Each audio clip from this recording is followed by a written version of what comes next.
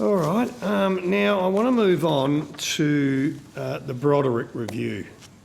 Mr. Hartfield. Yep. Sorry, mate? Excuse me, we just need a secret screw on my ears. What was that called? Oh, yes, of course. I'm glad that you've taken an interest in this one, Senator Sheldon. Fire off and I'll listen intently. I'd like to succeed to my... Sure, I have some other senators waiting, so when we have a next pause in proceedings, I'll throw the call around. Please go ahead, Senator Sheldon. Good, thank you very much. Thank you, Mr. Hartfield, and thanks to your team being here. We discussed this at the last estimates, but I just want to go over a little bit of ground just to put in context. The Broderick Review was released in May 2020. The Sydney Morning Herald reported that staff described the workplace as being akin to Lord of Flies or Animal Farm.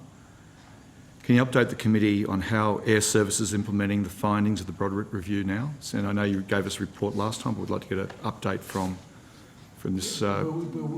We published the update on our website, but we can forward the full update on the progress that we've made with the recommendations. Everything is on track at this particular stage. Mr. Hartfield, you've been a senior executive for Airservices for over a decade and was head of air traffic control in 2010. That is correct, Senator.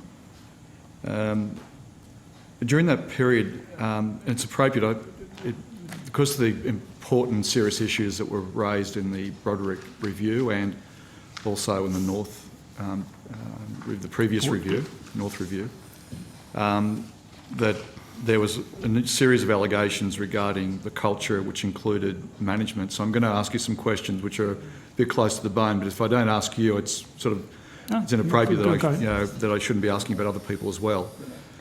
Were you aware of the dreadful culture for that decade that you've been there at Airservices Australia during that 10-year period? So, Senator, during that period there were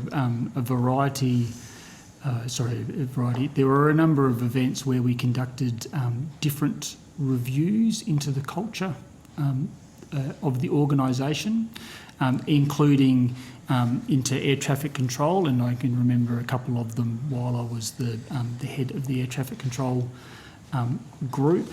One of the things that through that period and then last year with the North report is one of the reasons why I asked for Elizabeth Broderick to come in and do a review of the entire organisation, because previously we had done reviews in spots where an issue had raised rather than look systemically across the entire organisation as the culture.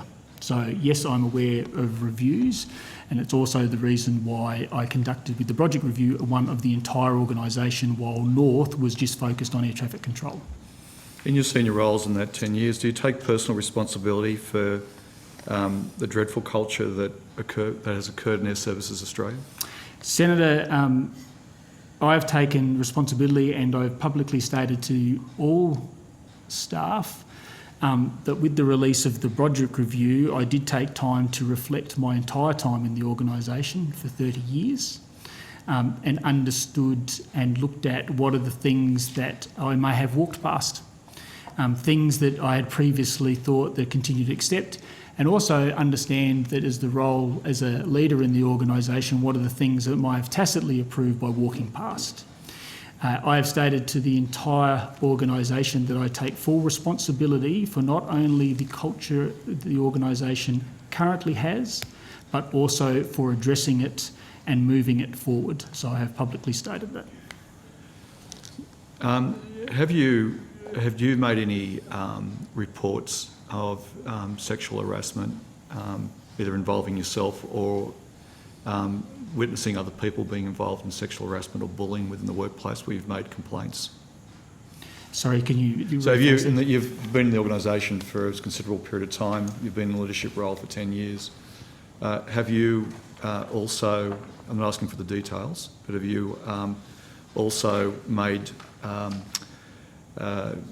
you put in complaints about when you've witnessed sexual harassment or bullying within the workplace?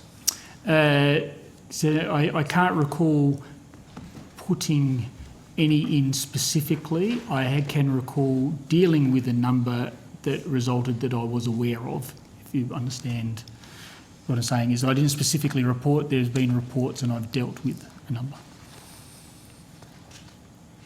Mr. Huffel, I'm going to ask you a rather difficult question, but it's appropriate. You can take it in the vein. It's not, I'm not placing an accusation towards you in any shape or fashion, but it's appropriate to ask the question. Was there any formal or informal complaints about bullying or harassment that were made against you or any previous Airservices CEO? I am not aware of other CEOs, or have not been privy to, and I cannot recall any being made against me. You recall the McDonald case that led to Airservices settling a multi-million-dollar claim in 2010. Yes. Would you concede that the issues that were raised there was endemic of Airservices for well over a decade? No, Senator.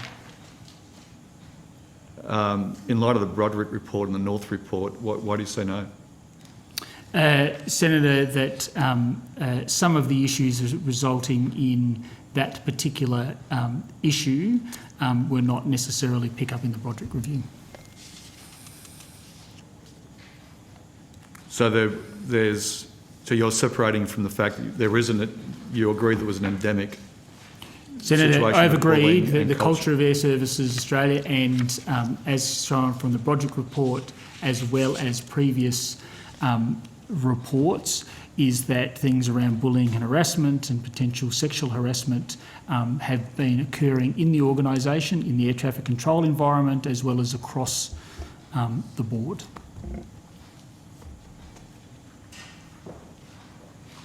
In an article on the 28th of July 2010, there was, it reads that, and I appreciate you haven't got this in front of you, so, but both women, Jackie McDonald and Kirsty Fletcher, were long-time employees of Airservices Australia. The women claimed they were exposed to pornography distributed by a manager and were subjected to regular bullying and abuse. Isn't that the basis of some of the issues that were raised and serious issues that were raised through both the Broderick review and also the North review? Yes. So can you just explain to me why there isn't, the McDonald case doesn't demonstrate an endemic culture of in Airservices for over a decade? Yeah, Senator, it may have been because I just misheard the question. The issues around bullying, harassment, etc. Have been, and it is on the public record, that have been there for the last decade. Yeah, I know, I've just sort of note in that article, and thank you for your response. She said, referring to Miss McDonald, she said when she told a manager that she was pregnant in 1996, he told her that he did not suit the roster and that he had a coat hanger in the back of his car. You're aware of that allegation? Yes, I was, Senator. In recommendations from the review included a code of conduct, including on bullying, harassment, sexual harassment, and that is made accessible via an employee manual guidebook, training for leadership and staff in what constitutes harassment and how to respond to complaints, development of an independent unit for reporting incidents of bullying and sexual harassment, empowered to hear and investigate complaints confidentially or as appropriate, including historic complaints, establishment of a cultural reform board chaired by the CEO and made up of a diverse group of people across the organisation at different leadership levels. Have these recommendations have been fully implemented? The Cultural Reform Board has been established. The independent described it, place of reporting, which we call Safe Place, has been established. What was the other, sorry, Senator, the other ones that you asked me for? It was Code of Conduct. The Code of Conduct has been completed, and I can, if Ms Gemmell's got there just the update of where we are with those other two recommendations. So we got there because this is part of the update with the project review. Yeah, I'd be happy to hear that.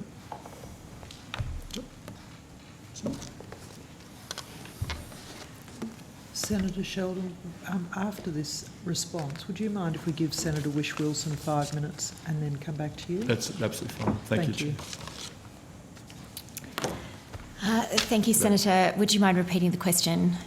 So the recommendations from the review included a code of conduct, including on bullying, harassment, sexual harassment, is made accessible via an employee manual guidebook, training for leadership and staff on what constitutes harassment and how to respond to complaints, development of an independent unit for reporting incidents of bullying and sexual harassment, empowered to hear and investigate complaints confidentially or as appropriate, including historic complaints.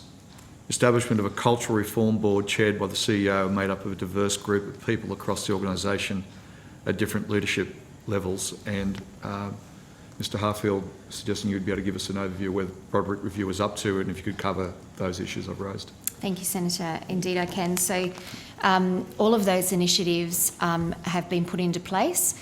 The training that you mentioned in your second point is underway, but it's certainly well through the organisation, and we'll continue to implement that until it's right through. So we've got a manual and a guidebook. Yes, we do. We've got training for leadership, Yes, we do. which goes to the issues of harassment and how to respond to complaints. Absolutely. Development of an independent unit for reporting incidents. Yes, we do. And they have the power to hear and investigate complaints confidentially Yes, they do. or as appropriate, including historic complaints. That's right. Establishment of a cultural reform board Yes, chaired by the CEO, made up of a diverse group of people across the organisation at different leadership levels. that's correct, Senator. Thank you. Thanks, Senator Sheldon. Senator Whish-Wilson?